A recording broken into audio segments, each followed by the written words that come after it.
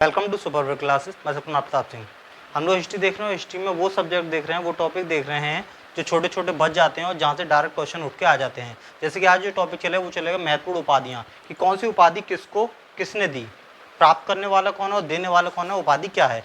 इस चीज़ पर direct question उठ के आ जाते हैं। जैसे कि विवेकानंद, स्वामी विवेकानंद को विवेकानंद की उपाधि किसने दी, महात्मा गांधी के लिए महात्मा की उपाधि किसने दी। तो इस तरह से क्वेश्चन डायरेक्ट ही उठ के आ जाते हैं एसएससी में।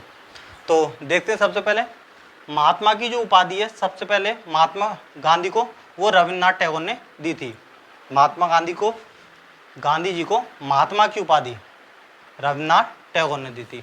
इसके बाद में गुरुदेव की उपाधि ये मिली थी रविन्द्रनाथ टैगोर को। पूरा नाम का यही है, गुरुदेव रविन्द्रनाथ टैगोर। तो गुरुदेव की उपाधि महात्मा गांधी जी ने दी थी। और जब ये उपाधि दी थी तो रविन्द्रनाथ टैगोर के खत्म होने के बाद में उनको जब श्रद्धांजलि दे रहे थे तब उनको गुरुदेव की उपाधि दी थी, क्योंकि रविन्द्रनाथ टैगोर ऑलरेडी नोबेल पुरस्कार उनको मिल चुका था और लेखन में, साहित्य में काफ़ी निपुण थे, तो इसलिए इनको गुरुदेव की उपाधि दी थी महात्मा गांधी ने। नेताजी की उपाधि सुभाष चंद्र बोस को मिली थी, एडोल्फ हिटलर ने दी थी। दरअसल क्या हुआ था, जब सुभाष चंद्र बोस हिटलर को मिलने के लिए गए थे तो हिटलर पहले खुद जाके नहीं मिला। हिटलर ने 2-3 आदमी भेजे थे जो हिटलर की ही टू कॉपी थे, एक तरह से रंग रूप चाल ढाल हिटलर की तरह थे। तो जब उनसे सुभाष चंद्र बोस मिले तो उन्होंने क्लियर बोल दिया कि हाँ तुम हिटलर नहीं हो। पहला आदमी भेजा, उसको भी नकार दिया कि मुझे हिटलर से मिलना है। फिर दूसरा भेजा, उसको भी मना कर दिया कि नहीं मुझे हिटलर से मिलना है, तुमसे नहीं, तुम हिटलर नहीं हो।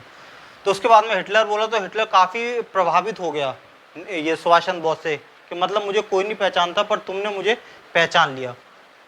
तो पहली मुलाकात में ही हिटलर को पता था कि भारत में जो कमान संभालते हैं, नेतृत्व संभालते हैं, उनको नेता बोलते हैं। तो इसलिए उसने पहली ही मुलाकात में सुभाष चंद्र बोस को नेताजी शब्द से पुकारा। इसके बाद में सरदार की उपाधि ये वल्लभ भाई पटेल को मिली थी और बरदौली की महिलाओं ने दी थी। बरदौली में एक आंदोलन हुआ था जिसमें जो किसानों का जो लगान था वो 22% कर दिया था अंग्रेजों ने।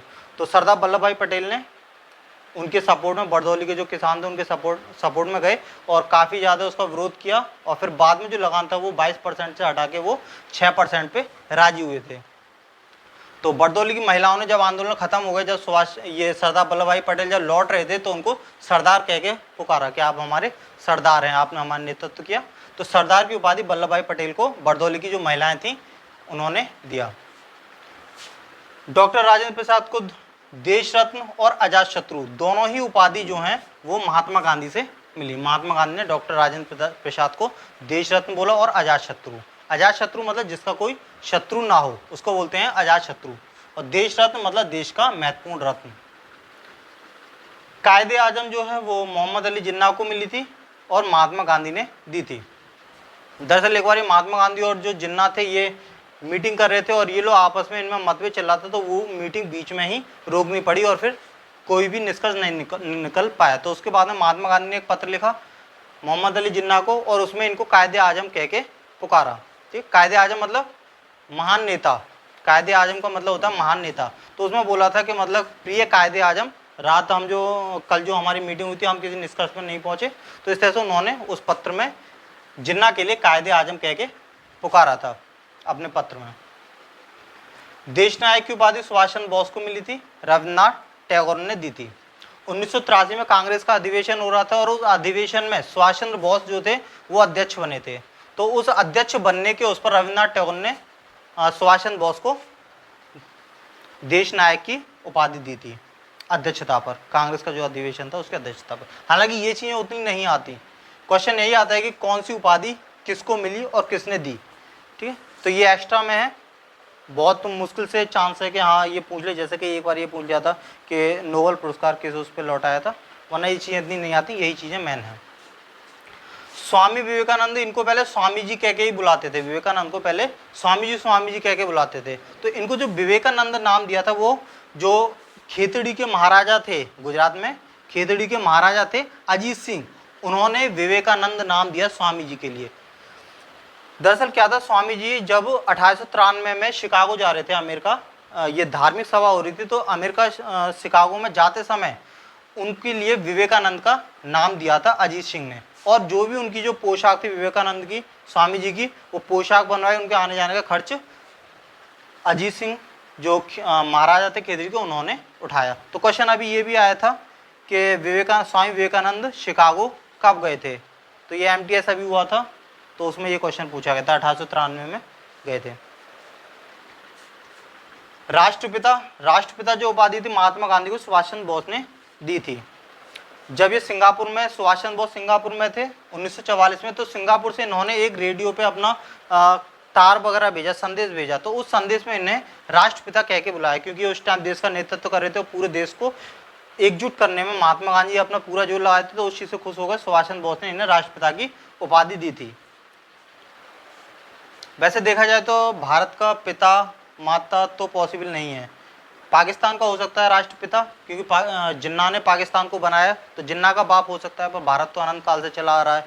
गांधी से पहले भी भारत था, तो जब गांधी से पहले ऑलरेडी भारत है, तो ये भारत के पिता कैसे हो सकते हैं? तो ये अपने आप में एक प्रश्नवाचक चिन्ह है, पर हालांकि ये उपाधि वाली चीज़, तो ऐसा इन्होंने बोला था। राजा की उपाधि देख लेते हैं। राजा की उपाधि राममोहन राय को मिली थी। राममोहन राय काफ़ी इंपॉर्टेंट है, सती प्रथा और बहुविवाह वगैरह बहुत सारी कुप्रथाएं इन्होंने रोकी थी, पीछे हमने पढ़ा था इनके बारे में।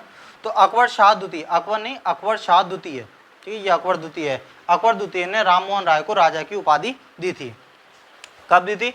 जब एक इनका पेंशन का एक मुद्दा था, इंग्लैंड से पेंशन वगैरह बढ़वाने के पर्पज से, तो अकबर शाह ने जो राममोहन राय थे इनको अपने दूत के रूप में इंग्लैंड भेजा। तो भेजते समय उनके लिए राजा की उपाधि दी कि तुम मेरे दूत बन के जा रहे हो, मेरा दूत कोई आम इंसान नहीं हो सकता, एक राजा, तो इसलिए इनको राजा कह के बुलाया था उस राममोहन राय के लिए। नाइटहुड या सर, ये उपाधि मिली थी रविन्द्रनाथ टैगोर को, और ये ब्रिटिश सरकार ने दी थी 1915 में। दरअसल रविन्द्रनाथ टैगोर ने 1915 में नोबेल पुरस्कार जीता था, तो उसी चीज़ से ब्रिटिश सरकार ने इनके सम्मान में कि भाई तुम एक कैपेबल हो, तुम एक योग्य हो, तो इन्होंने उनको सर कह के बुलाया कि आप तो नोबेल पुरस्कार जीत के आए, आप तो बहुत विद्वान हो, तो इनको सर कह के बुलाया था और नाइटहुड कह के। लेकिन जब 1919 में जलियांवाला बाग कांड हुआ, तो जलियांवाला बाग कांड में दुखी होकर रविन्द्रनाथ टैगोर ने वो जो दोनों उपाधि नाइटहुड या सर की, ये लौटा दी। जलियांवाला 1919 में जलियांवाला बाग कांड में वापस कर दी। तो ये क्वेश्चन एक बार आया था, और ये 1893 में शिकागो में जाने वाले ये भी क्वेश्चन अभी आ चुका है, ठीक, तो इसलिए इनको भी देख लेना। ठीक, धन्यवाद।